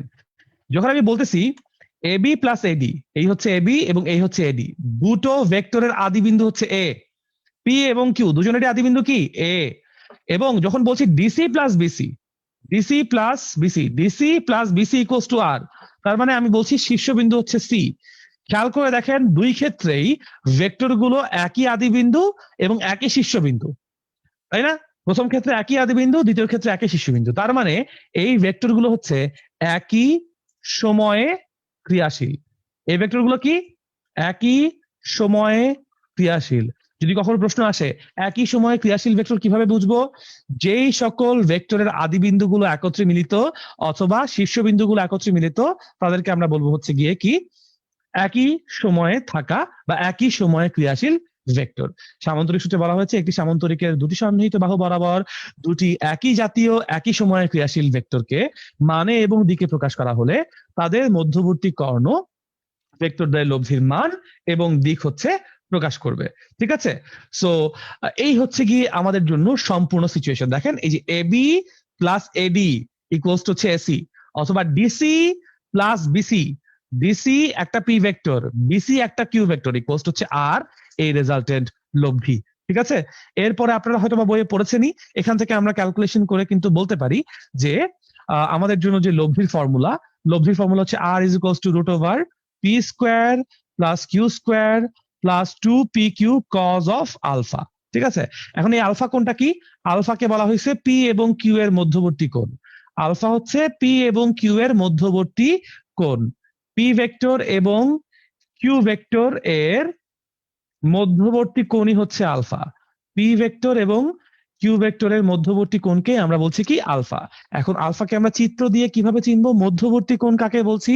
যদি আমি সামান্তরিকটাকে এখানে আবার আপনাদের জন্য ড্র করি, এই হচ্ছে সামান্তরিকটার চেহারা, কোন রকমে ধরে নেন, বুঝে নেন। ঠিক আছে, এটা হচ্ছে এ, এটা হচ্ছে বি, এটা হচ্ছে ডি, এটা হচ্ছে সি। সো রেজাল্টেন্ট হবে এই বরাবর, তাই না? কিন্তু আমরা হচ্ছে গিয়ে বলছিলাম যে যেখানে তাদের আদি বিন্দুগুলো একত্রে মিলিত আছে, আমাদের ভেক্টর গুলো শুরু হয়েছে কোত্থেকে? এবি হচ্ছে গিয়ে পি ভেক্টর এবং এডি হচ্ছে আমাদের জন্য কিউ ভেক্টর। তাহলে তাদের দুজনের আদি বিন্দুগুলো কি এ বিন্দুতে একত্রিত না? দুজনের আদি বিন্দুগুলো এ বিন্দুতে একত্রিত। তাহলে এই আদি বিন্দুগুলো একত্রিত হওয়ার সামনে যে কোণটা আছে সেটাই হচ্ছে আমাদের জন্য মধ্যবর্তী কোণ আলফা। পি এবং কিউ এর মধ্যবর্তী কোণ আলফা হচ্ছে তাদের সামনে যে কোণটি আছে সেটি।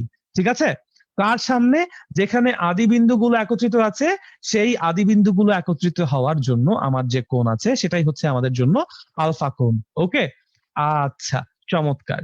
আবার যদি আমি হচ্ছে কি চিত্রটাকে আঁকি, আমাদের লব্ধির দিক নির্ণয়ের জন্য যদি আমরা হচ্ছে গিয়ে কোনটাকে নিয়ে চিন্তা করি, এই হচ্ছে আমাদের জন্য এ ভেক্টর, বি ভেক্টর, এটা ডি বিন্দু, সি বিন্দু। ঠিক আছে, এটা হচ্ছে রেজাল্টেন্ট আর। তাহলে আমি ধরে নিব আমাদের এই লব্ধি যেটা আছে এসি, সেই এসি আমাদের এবি ভেক্টর বা পি ভেক্টরের সাথে থিটা কোণ উৎপন্ন করেছে এবং এই হচ্ছে আমাদের জন্য কিউ ভেক্টর। তো এখান থেকে আমি সূত্র বলবো tan theta is equals to হচ্ছে গিয়ে ultimately Q sine alpha divided by P plus Q cos alpha. এটাই হচ্ছে আমাদের জন্য tan থিটার ফর্মুলা। ঠিক আছে, এই ফর্মুলা গুলো দিয়ে কিন্তু হচ্ছে গিয়ে ইনশাল্লাহ আমরা অঙ্কগুলোকে সলভ করতে পারবো। ঠিক আছে, এগুলোকে মাধ্যমে আমরা অঙ্কগুলোকে সলভ করবো ইনশাল্লাহ। এনিওয়েজ, জুবাইর ভাই আজকে কি এই পর্যন্ত রাখবো নাকি আমরা? কারণ হচ্ছে কি 9:15 বেজে গেছে, এরপরে তো হচ্ছে কি আবার কোথাও ক্লাস আছে, তাই না? জি ভাই, আপনি যদি আজকের প্ল্যান অনুযায়ী যদি আপনি শেষ করে থাকেন তাহলে সমস্যা নেই। যদি আপনারা আমার পড়ার থেকে যদি নিয়ম অনুযায়ী ক্লাস এখনই শেষ, কিন্তু যদি আপনার আরো টপিক বাকি থাকে আপনি 2-3 মিনিট বা 4 মিনিট। আমার তো এগুলার বেশ কিছু অঙ্ক করানোর কথা ছিল, বাট যেহেতু হচ্ছে কি আজকে যদি অঙ্ক করাতে যাই বেশ কিছু আরো সময় লাগবে, তো একটা কাজ করি, আমরা আজকে ক্লাসটা এখানে শেষ করে দিই, কালকে ইনশাল্লাহ ওদেরকে এই চ্যাপ্টারটা আমি শেষ করে দিব। ঠিক আছে, ওকে ভাইয়া, ওকে, ঠিক আছে, আপনার তাহলে যদি আজকে এই আরো পর্যন্তই বলার থাকছে। থাকে। জি। আমার হচ্ছে গিয়ে এতটুকুই বলার যে ভাইয়ারা এই পর্যন্ত যতটুকু হচ্ছে গিয়ে আমি পড়িয়েছি, আপনারা প্লিজ অবশ্যই এই পর্যন্ত বইয়ে তো পড়বেনই, প্লাস এই চ্যাপ্টারটা পুরোপুরি পড়ে কালকে আগামী ক্লাসে আসবেন। আমরা প্রচুর ম্যাথ সলভ করব, আমরা ইনশাল্লাহ প্রচুর হচ্ছে গিয়ে থিওরিও কালকে দেখব। চ্যাপ্টারটা কালকে শেষ করে ফেলার অবশ্যই চেষ্টা করতে হবে আমাদেরকে, কিন্তু আপনাদের সহযোগিতা এতটুকু দরকার। যতটুকু পর্যন্ত পড়েছি এই পর্যন্ত যদি ক্লাস নোট করে থাকেন, সেই ক্লাস নোটগুলোকে ভালো মতো রিভাইজ করবেন এবং যেই যেই জায়গায় আপনার বুঝতে সমস্যা হয়েছে সেই সেই জায়গাগুলোকে আপনার টেক্সট বই থেকে অবশ্যই ক্লিয়ার করবেন। ঠিক আছে, আমার আর কিছু বলার নেই এই পর্যন্তই আপনাদের জন্য। আচ্ছা ঠিক আছে, তাহলে এই পর্যন্ত ধৈর্য ধরে ক্লাস করার জন্য সবাইকে ধন্যবাদ। তো আজকের মতো আমাদের ফিজিক্স প্রথম পত্রের ক্লাসটা এখানেই সমাপ্ত। সবাই এরপরের রেকর্ডেড ভার্সনটা তোমরা পেয়ে যাবা, এবং আশা করি হচ্ছে গ্রুপের এই যে লেকচার শিটটা এটাও তোমাদেরকে গ্রুপে যদি সম্ভব হয় পিডিএফ এ দিয়ে দেওয়ার চেষ্টা করব। তো আজকের মতো ক্লাস এখানেই সমাপ্ত। ভাইয়া, আসসালামু আলাইকুম। আপনাকে ওয়ালাইকুম অসংখ্য আসসালাম ভাইয়া। ধন্যবাদ ক্লাসটা নেওয়ার জন্য। সুন্দর। তোমাকে অনেক ধন্যবাদ ভাইয়া সবকিছু কন্ট্যাক্ট করার জন্য। আল্লাহ হাফেজ। আচ্ছা, সবাইকে আসসালামু আলাইকুম। ওয়ালাইকুম আসসালাম।